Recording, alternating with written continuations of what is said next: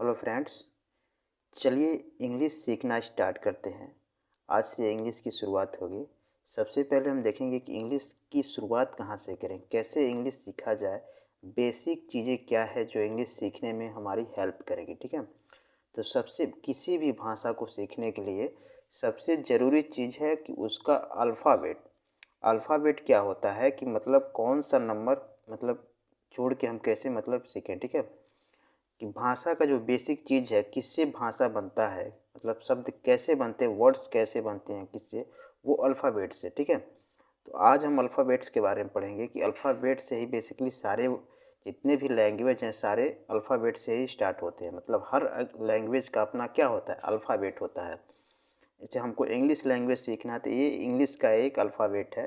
इसको हम हिंदी और इंग्लिश दोनों लिख दिए हैं कि इंग्लिश के अल्फ़ाबेट को हिंदी में कैसे पढ़ेंगे। ठीक है, तो इससे आपको रिलेट करके कि मतलब इंग्लिश का ये है तो उसको हिंदी में कैसे पढ़ेंगे। ठीक है, तो इंग्लिश को हिंदी से रिलेट करके, जैसे ये स्पेशल वीडियो जो हिंदी वालों के लिए है, जो मतलब हिंदी भाषा जानते हैं लेकिन इंग्लिश भाषा नहीं जानते, उनके लिए है कि मतलब वो लोग स्टार्ट कहाँ से करें। ठीक है, तो मेरा वीडियो बनाने का पर्पज़ यही है कि मतलब जितने भी लोग हिंदी भाषी हैं और जो इंग्लिश बोलना चाहते हैं, सीखना चाहते हैं, तो उनको कहाँ से स्टार्ट करनी चाहिए, तो इसके लिए आज हम देखेंगे। ठीक है, तो ये अल्फ़ाबेट है ए से लेकर जेड तक।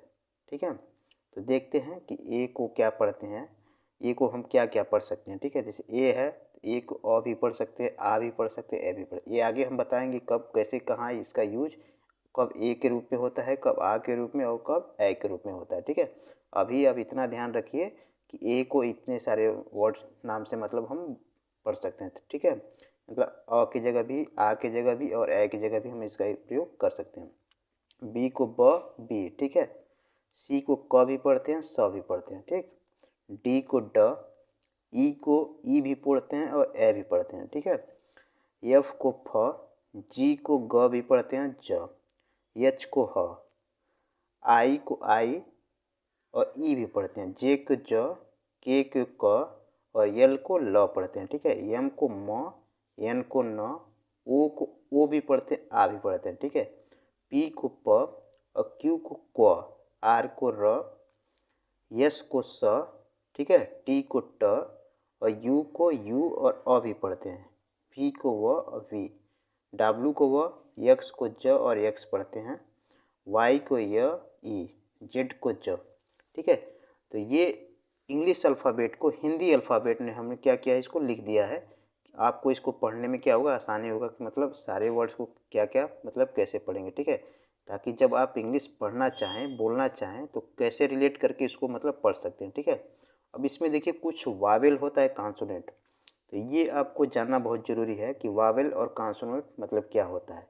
वावेल जो होते हैं मतलब वो किसी दूसरे कॉन्सोनेंट की बोलने के लिए दूसरे कॉन्सोनेंट की आवश्यकता नहीं होती। ठीक है, जैसे इसमें देखिए 5 वावेल हैं, ए ई आई ओ यू, मतलब इसमें अल्फ़ाबेट में ए ई आई ओ यू क्या है, वावेल हैं। और इनको छोड़ के बाकी जो बच रहा है B C D F G H J K L M N P Q R S T U V W X Y Z, ये सारे क्या हैं, मतलब कॉन्सोनेंट है। ठीक है, ठीक है, तो ये वावेल और कॉन्सोनेंट। वावेल क्या होता है, ये इंडिपेंडेंट होते हैं, मतलब स्वतंत्र होते हैं, ये इनकी सहायता से नहीं बोले जाते, मतलब इनको बोलने के लिए किसी दूसरे वर्ड्स की आवश्यकता नहीं होती। जैसे ए को पढ़ेंगे तो ए, ठीक है, ई, अब दूसरे किसी वर्ड की आवश्यकता नहीं पड़े, आई, किसी दूसरे वर्ड की आवश्यकता नहीं इसमें पड़े। ठीक, ओ यू। लेकिन यही अगर हम कॉन्सोनेंट को देखें, जैसे बी है तो बी प्लस ई, मतलब यहाँ देखेंगे हम बी को पढ़ने के लिए क्या लिखेंगे, मतलब बी प्लस ई, ये क्या हो गया, देखो वावेल आ गया, इसमें वावेल जुड़ गया है। तो कॉन्सोनेंट जो है वो वावेल के हेल्प से बोले जाते हैं। ठीक है, लेकिन वावेल जो होते हैं वो इंडिपेंडेंट, मतलब ये कॉन्सोनेंट की हेल्प की नहीं बोले जाते हैं। ये इनमें डिफरेंस होता है कि वावेल स्वतंत्र होते हैं और कॉन्सोनेंट वावेल के सहयोग से बोले जाते हैं। किस, ठीक है, कोई भी देख लीजिए, जैसे सी है तो सी प्लस ई को हम क्या पढ़ेंगे, सी। ठीक है, इस तरह आप दे सकते हैं कि जितने भी वावेल्स कॉन्सोनेंट है वो वावेल के हेल्प से बोले जा रहे हैं। ठीक है, तो ये इंग्लिश का मतलब अल्फ़ाबेट है। आज मतलब हमने आपको अल्फ़ाबेट बताया कि कैसे कहाँ से शुरुआत करें, तो यहाँ से हम शुरुआत कर सकते हैं। जो इंग्लिश बिल्कुल नहीं जहाँ समझ रहे हैं, जीरो से, जीरो मतलब अभी सीखना चाह रहे हैं, पढ़ना चाह रहे हैं, ठीक है, उनके लिए वीडियो बहुत हेल्पफुल होगा। वो यहाँ से स्टार्ट कर सकते हैं कि इंग्लिश को कैसे स्टार्ट करें, जो एकदम शुरू से सोच रहे हैं कि कहाँ से स्टार्ट करें। तो यहाँ से किसी भी लैंग्वेज को सीखने के लिए उसके सबसे पहले अल्फ़ाबेट की जानकारी होना ज़रूरी है। ठीक है, तो हमने आपको अल्फ़ाबेट के बारे में बता दिया। आप इसको लिख सकते हैं और बार बार इसको रिवाइज कर सकते हैं, याद कर सकते हैं, ताकि आपको आगे पढ़ने में दिक्कत नहीं होगी। ठीक है, तो यहीं से अल्फ़ाबेट से इंग्लिश की शुरुआत होती है। किसी भी भाषा की उसके अल्फ़ाबेट से ही शुरुआत होती है। तो सबसे पहले उसके अल्फ़ाबेट को जान लीजिए। तो हमने बारीकी से बता दिया कि कैसे कैसे मतलब सारी चीज़ों को आपको कैसे किसको क्या पढ़ना है। ठीक है, तो आई होप आप इसको समझ गए होंगे।